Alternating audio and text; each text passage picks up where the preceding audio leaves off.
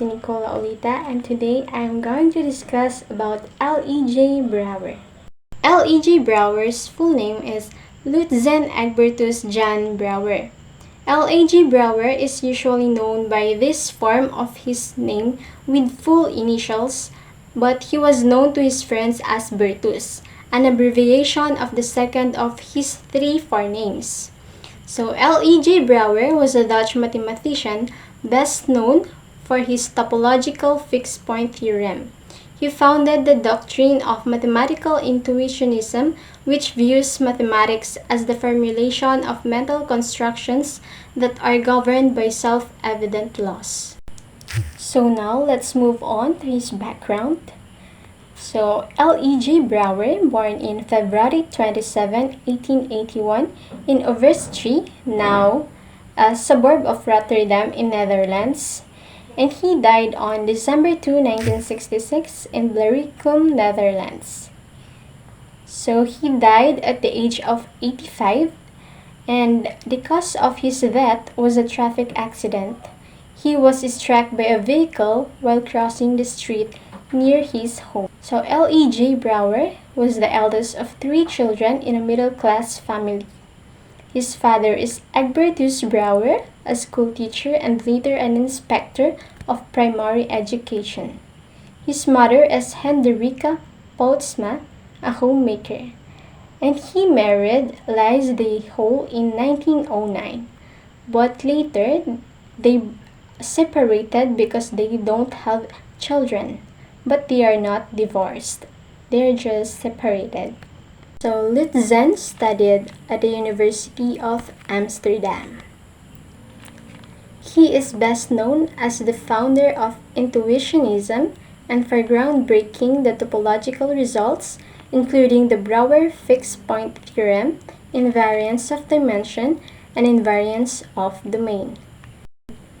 Intuitionism. Brouwer created intuitionism in the early 90s as a response to crises in mathematical foundations. He argued math is a mental construction rooted in human intuition of time. So unlike formalists who saw math as a symbol game or logicists who tied it to logic, he argued math is a mental construction rooted in human intuition of time, distinguishing one moment from the next.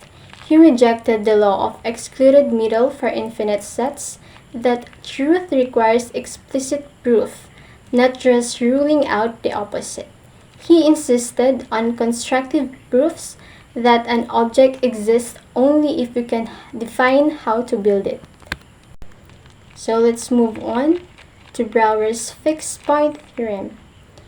For any continuous function mapping a closed bounded convex set, example is this or a cube, to itself, there is at least one fixed point where the function leaves the point unchanged. So Brouwer's fixed-point theorem has two dimensions.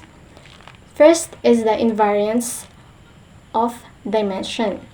If m and n are distinct positive integers, there is no continuous bijection 1-to-1 onto non-tearing, non-gluing function between r to the power of m and r to the power of n.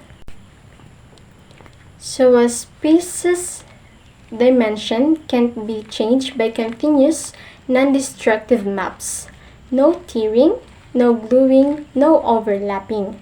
If two spaces have different dimensions, there's no way to stretch or bend one into the other without breaking these rules. So let's move on to invariance of domain.